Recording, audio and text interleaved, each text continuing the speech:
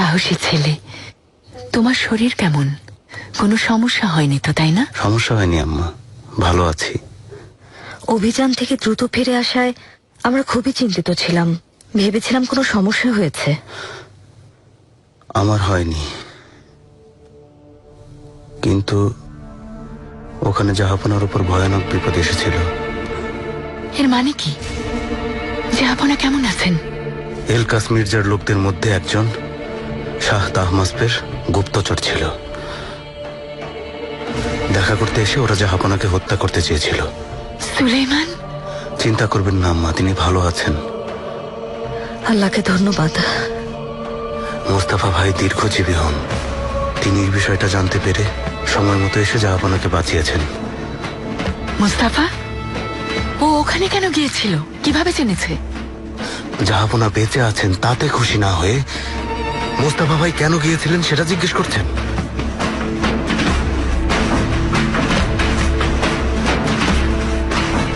মেয়ের মা, তুমি বাইরে যাও।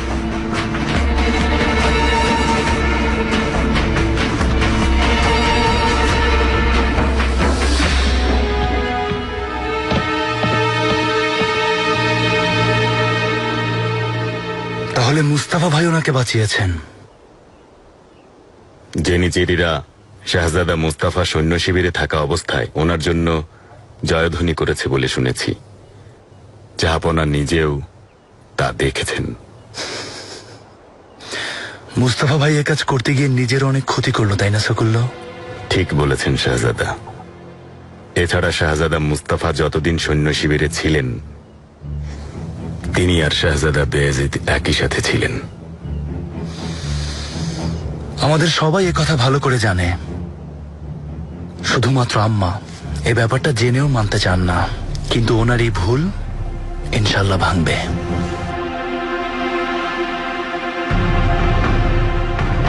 এখন থেকে তোমার সাথে আর ছোটদের মতো আচরণ করব না জাহাঙ্গীর। কবে তুমিও সবকিছু ভালোভাবে বুঝতে পারবে সেই অপেক্ষায় আছি। তোমার মুস্তাফা ভাই সিংহাসনে বসলে কি হবে তুমি জানো?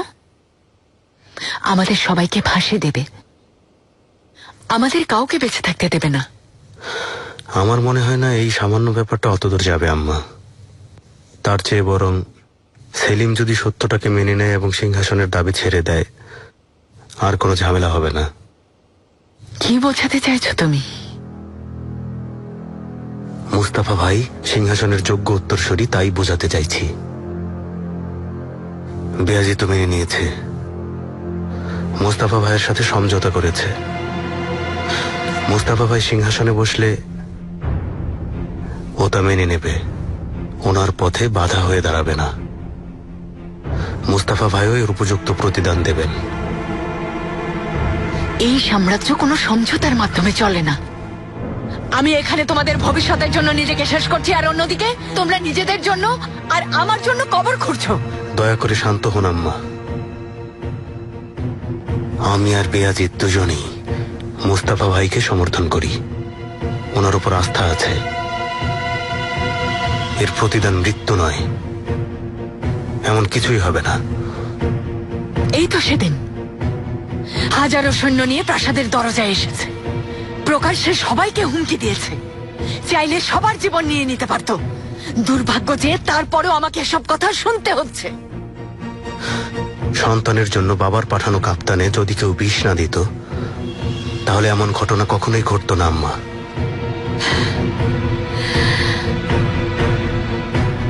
ভাইয়ের জন্য ভালোবাসায় অন্ধ হয়ে গেছো। বেয়াজিদের অবস্থাও একই রকম। আসলে কি হবে বুঝতে পারছো না। তোমাদের প্রিয় ভাই মুস্তাফা সিংহাসনে বসার সাথে সাথে তোমাদের একে একে সবাইকে হত্যা করবে, না চাইলেও তাই করতে হবে।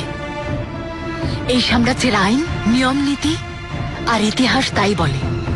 তার আগে সবাই ক্ষমতা পেয়ে এটাই করেছে, সেও তাই করবে, করবেই। অন্যথায় সে সাম্রাজ্য পরিচালনা করতে পারবে না। যদি এমনটাই ভেবে থাকেন তাহলে বেয়াজিদ সিংহাসনে বসলে কি করবে আম্মা? অথবা সেলিম? ওরা কি সাম্রাজ্যকে টিকিয়ে রাখার জন্য এমন কিছুই করবে না?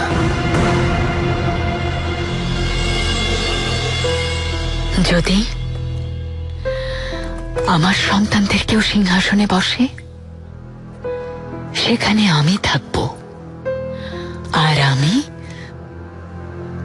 এমনটা হতে দেব না।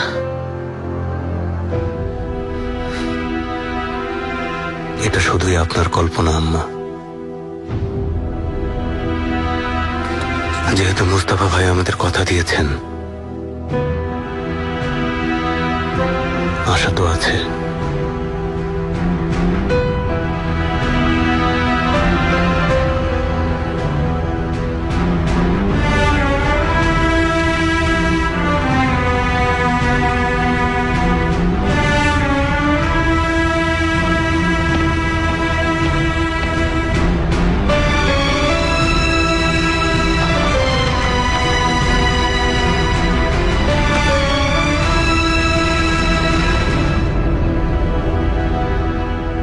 পারস্য ভূখণ্ডের প্রাণকেন্দ্র তেব্রিজে আপনাকে স্বাগতম জাহাপনা। পারস্য ভূখণ্ড এখন আপনার অধীনে। শত্রুরা আপনার শক্তির কাছে পরাজয় বরণ করেছে। তাহমাস কাজভিনে পালিয়ে যাচ্ছে আর তোমরা এখানে। তোমরা এখনো কেন তাকে প্রতিরোধ করছো না? সবকিছু আমাদের প্রত্যাশা অনুযায়ী ঘটেনি জাহাপনা। স্পষ্ট করে কথা বলো রুস্তম, কি হয়েছে বলো। তুর্কমেনিরা কোথায়? এলকাস মির্জা কি আমাদের দেয়া ওয়াদা রাখেনি? তুর্কমেনি বেটা শেষ মুহূর্তে ওয়াদা ভঙ্গ করেছে জাহাপনা। তাহমাস ভয় দেখিয়েছে। ফাতমা সুলতানের বিয়ের খবর সবাই জেনে গেছে। পারস্য সাম্রাজ্যের সবাই কথা জানে। এছাড়া সকল প্রজারা তাহমাসের প্রতি সমর্থন জানিয়েছে। তার মানে এলকাস মির্জাকে কেউ আর চাইছে না। পারস্য সাম্রাজ্যে ও গুরুত্বহীন হয়ে পড়েছে। ঠিক বলেছেন শাহজাদা। ওখানকার কেউ আশা হিসেবে ওনাকে চায় না।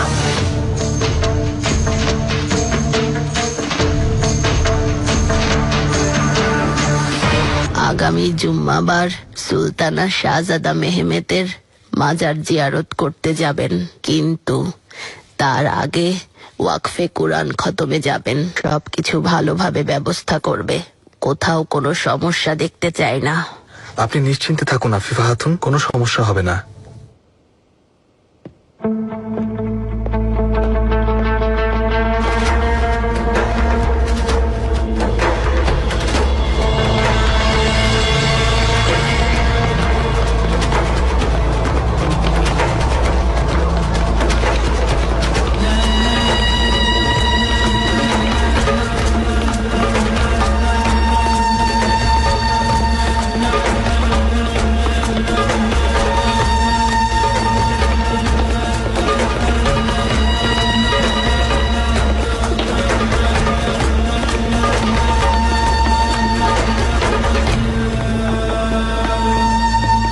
খুররাম সুলতান আগামী জুম্মাবার ওয়াকফে কোরআন খতমে যাবেন, তারপর মাজার জিয়ারত করতে যাবেন।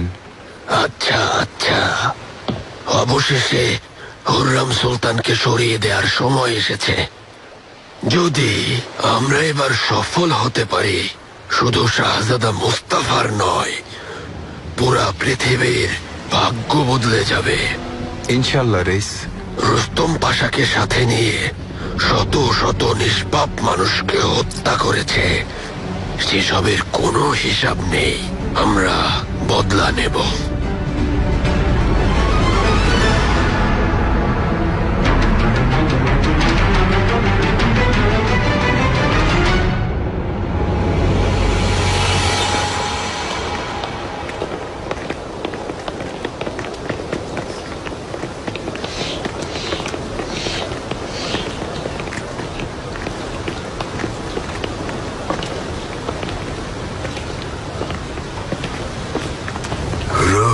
পবিত্র, যা সময় আর কালের গণ্ডি থেকে মুক্ত। এ সম্পদ মহান আল্লাহর দান। মহান আল্লাহ তার নূরের অংশ থেকে মানুষের রূহ তৈরি করেন।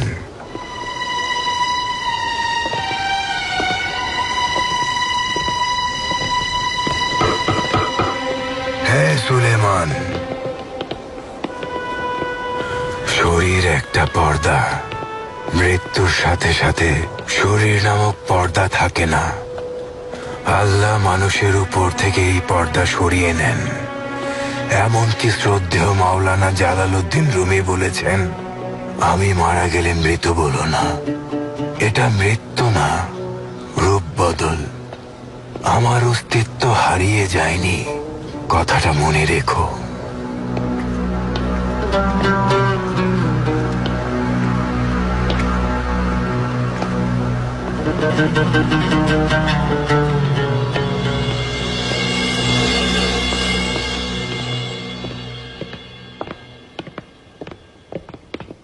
আম্মা, এত তাড়াহুড়ো কেন করছেন? অনেক সময় আছে।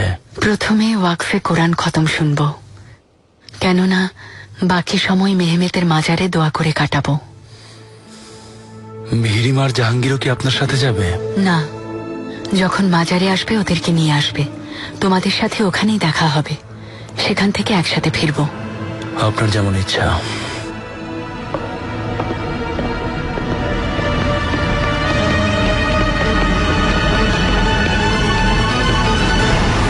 আপনি কে এফেন্দি? আর আমার পরিচয় বা কিভাবে জানলেন? তোমাকে দেখেছি, হাঁটার সময় রক্তের গন্ধ পেয়েছি। আপনি কিসের রক্তের কথা বলছেন? ওই গন্ধ ভেতরটাকেও পোড়াচ্ছে। এত দুঃখ আর কষ্টের কারণ একটাই, ভাবছো সব ঠিক আছে, ভুলে গেলেই সব শেষ। দেখবে আবার হঠাৎ করে সেই ব্যথা ফিরে আসবে, যা তোমার কষ্টের কথা মনে করিয়ে দেবে। এর মানে কি এফেন্দি? এটা কিসের কষ্ট? অন্তরের ব্যথা।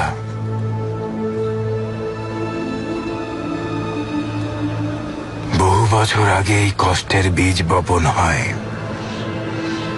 কিছুই নেই, সব শেষ।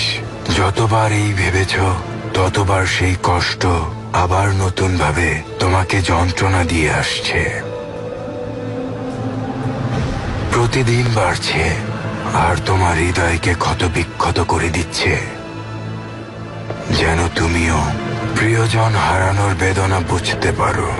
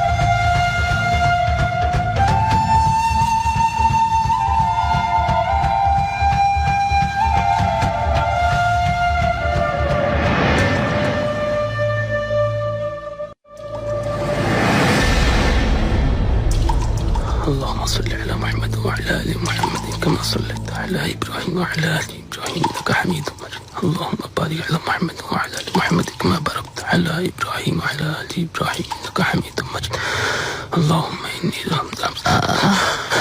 يا الله بسم الله الرحمن الرحيم يا الله তোমার দরবারে অনেক শুকরিয়া সুম্বুল এখানেই আছি আফিফা খাতুন বলুন কি বলবেন খুররাম সুলতান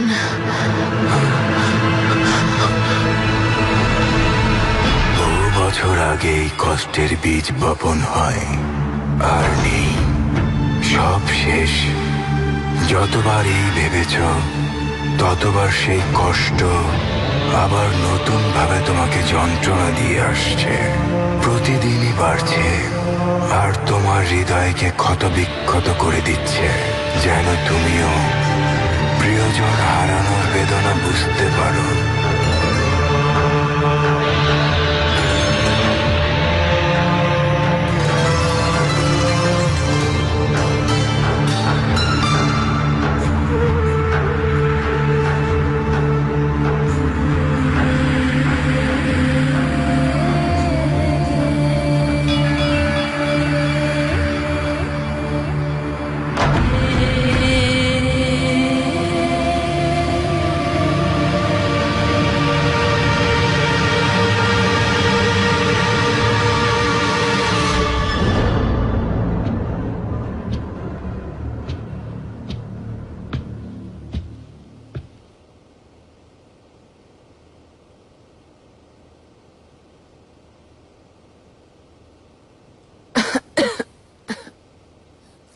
আম্মা, আলহামদুলিল্লাহ, আল্লাহ আপনাকে বাঁচিয়ে রেখেছেন।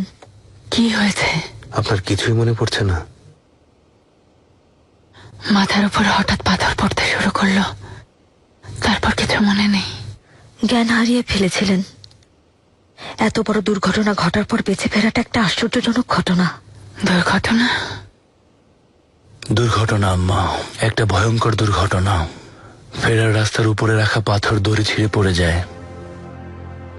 যদি সাথে যেতাম তাহলে পাশে থাকতে পারতাম। আফিফা খাতুন কেমন আছে? ফারিয়া কোথায়? চিকিৎসালয়ে আছেন। ফারিয়া খুবই আঘাত পেয়েছে, কিন্তু হেকিম বলেছে ঠিক হয়ে যাবে। আফিফা খাতুন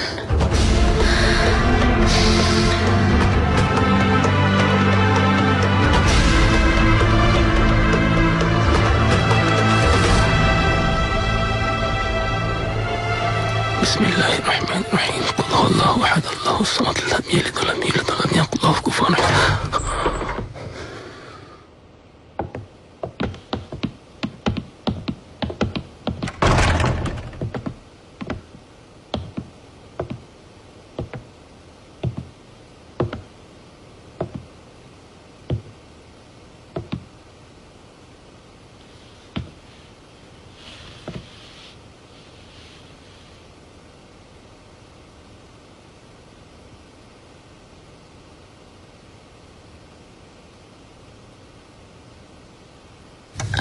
আফিফা,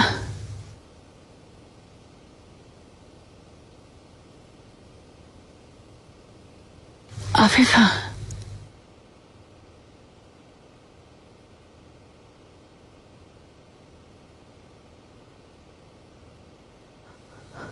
সুলতান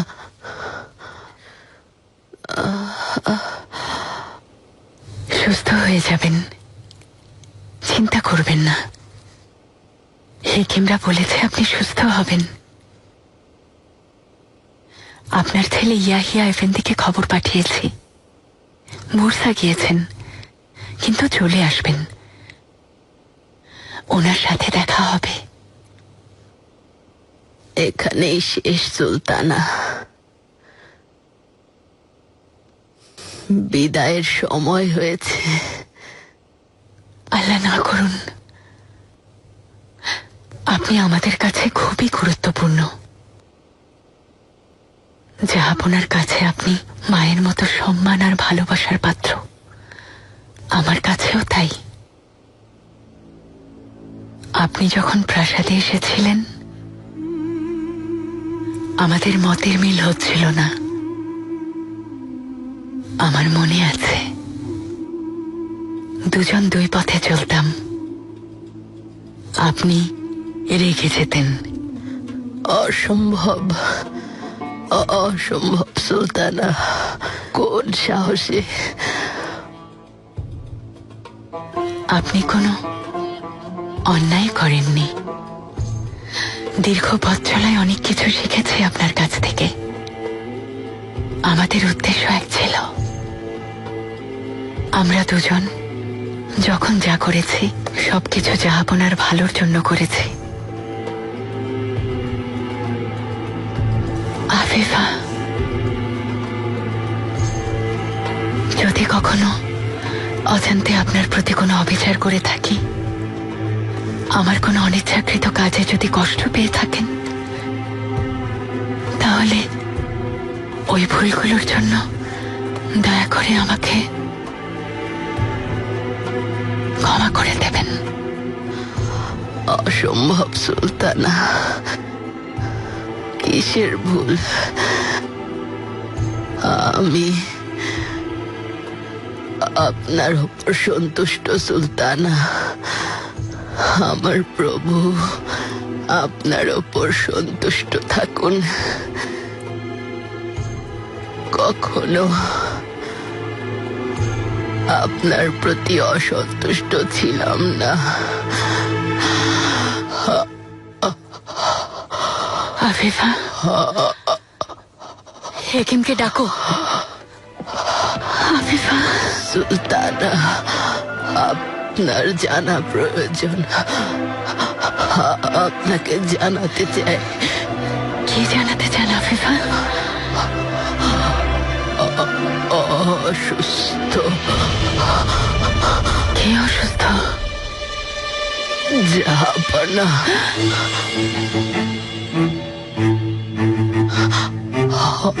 অসুস্থ,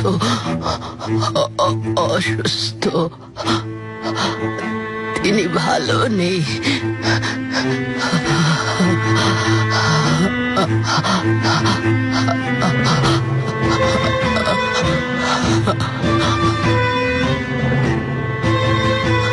জাহাপনাকে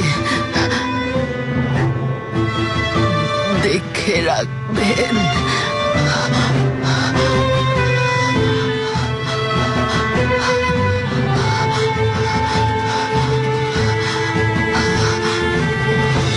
أشهد أن لا إله وأشهد أن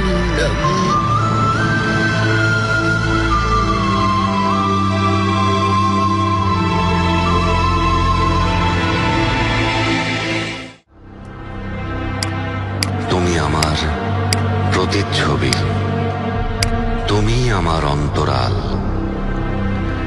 নীরব থাকাই বোধহয় একমাত্র উপায়, যাতে মানুষ ভয় না পেয়ে আশা বুকে নিয়ে এগিয়ে যেতে পারে। মানুষ যদি তার ভাগ্যকে নীরবে মেনে নেয়, তাহলে অভিযোগ থাকে না, মনে কোনো ভয় থাকে না, থাকে না নিরাশা। আমার ভাগ্যে কি দুর্ভাগ্য বয়ে বেড়ানোই নির্ধারিত ছিল হে আল্লাহ, নাকি আমার কর্মফল সে দুর্ভাগ্য টেনে এনেছে? আমার প্রতি আপনার দেওয়া যত অনুগ্রহ কেন আমাকে অসহায় করে একে একে কেড়ে নিচ্ছেন? আমি আয়নার মতো, আমি স্বচ্ছ। হয়তো আমি স্পষ্টভাবে আমার কষ্টের কথা তোমাকে বলিনি। আমার নীরবতার কারণেই আমার কষ্টের কথা তোমাকে বলিনি। আমার নীরবতার কারণেই তুমি আমার হৃদয়ের ফরিয়াদ শুনতে পাচ্ছ না। কিন্তু তোমার অনুভূতির প্রখরতা আমার অস্থির চিত্তের কথা ঠিক বুঝতে পারবে। বাতাসের ভয়ঙ্কর আস্ফালনে দাঁড়িয়ে থাকা গাছের মতো টিকে আছি আমি। পরিবর্তিত ঋতুর ধারার মতো বদলে যাচ্ছি আমি। পৃথিবীতে বেঁচে থাকতে হবে বলেই বেঁচে আছি। সময়ের সাথে সাথে রং বদলে যাচ্ছে, কিন্তু আমার এই দেহ মাটির তৈরি, তাই আমাকেও একদিন আল্লাহর নির্ধারিত সময়ে বিদায় নিতে হবে। তাই আমার হৃদয় আকাশের চেয়েও অনেক বড়, অনেক পবিত্র। হে নীরবতা, তুমি আমার প্রতিচ্ছবি, আমার প্রতিবিম্ব। হে মহাজ্ঞানী সুলতান, বলুন, আমাকে বলুন, যেন সত্যটা জেনে আমি আপনার জন্য দোয়া করতে পারি। কারণ প্রতিটি ভোর ইবাদতের জন্য উত্তম সময়। আপনার সুস্থতার জন্য আমার প্রার্থনায় কোনো কমতি থাকবে না। রক্ষক হয়ে আমি আপনার প্রাণ বাঁচাবো। বাদশা হয়ে যাই করেন, বাদশা বলে ভুলে যাবেন না আমি আপনার অর্ধাঙ্গিনী। ভালোবাসার পেয়ালা, আমাকে এই অনন্ত অসীম পেয়ালা আপনি নিজের হাতে তুলে দিয়েছেন। ওই মদিরার এক চমক পান করতে আমি প্রচন্ড তৃষ্ণার্ত হয়ে থাকি। আমাকে আপনার ভালোবাসা থেকে বঞ্চিত করবেন না।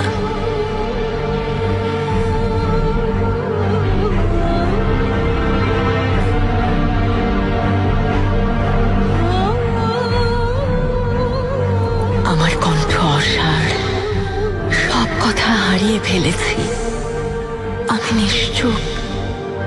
হে আমার প্রিয়ভাষী প্রিয়তম, প্রাণের বাদশা, আমার নক্ষত্র রাজি, বেঁচে থাকার অবলম্বন, আমাকে বলুন, আপনার মুখ থেকে শুনতে চাই। আপনার বাণী আমার কাছে প্রভুর বাণীর মতো, সর্বস্ব আপনার সেবায় নিবেদিত।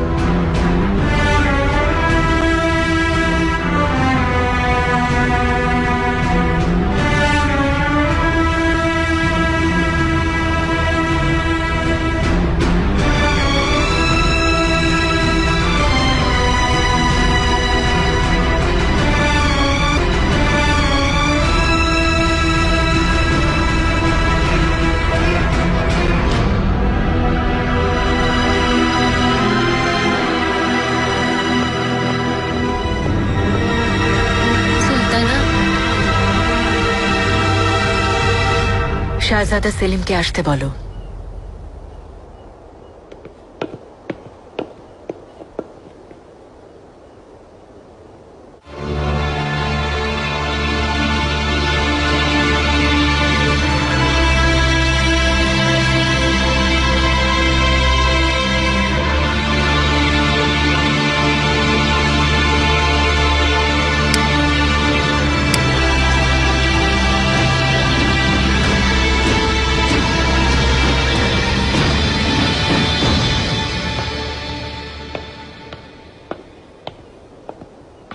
আম্মা আমাকে আসতে বলেছিলেন?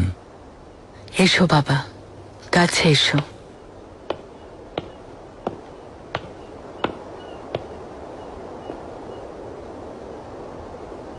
আল্লাহ আপনাকে সুস্থ রাখুন। এই দুর্ঘটনায় আমরা সবাই অনেক কষ্ট পেয়েছি। আপনি ঘুমানোর চেষ্টা করুন, ভালো লাগবে। এটা ঘুমানোর সময় না সেলিম, বরং আরো সাবধান হয়ে বিপদ মোকাবেলার সময়।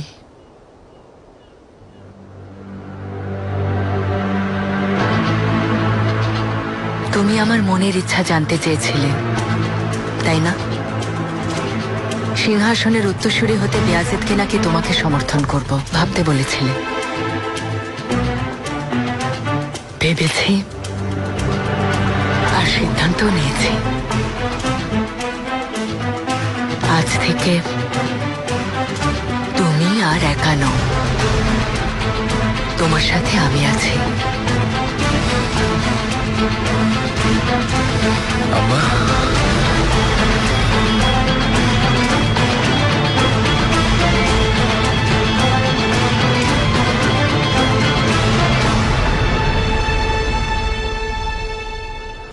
সৈন্যদের এখন কি অবস্থা ফালাদাগা? আপনার আদেশের অপেক্ষায় আছে জাহাপনা। আমি তা জানতে চাইনি। পলায়নকারী, অভিযোগকারী, ঝামেলা সৃষ্টিকারীদের শাস্তি দেওয়া হয়েছে। জানেন তো, অভিযান শেষ না হলে সৈন্যদের শাস্তি দেওয়া বেশ কঠিন, কিন্তু আমরা সৈন্যদের সাবধান করেছি। এটুকুই যথেষ্ট না। কেউ যদি সামান্য ভুলও করে তখনই তার গর্দান নেওয়া হবে।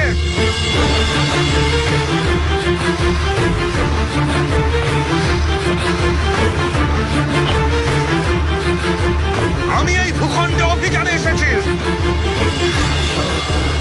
দামাত নামের ওই কাপুরুষকে হত্যা করতে চাই। পরিপূর্ণ বিজয় অর্জনের আগে ফিরে যাব না, আর কিছুই ভাবতে চাই না। যেখান থেকে পারো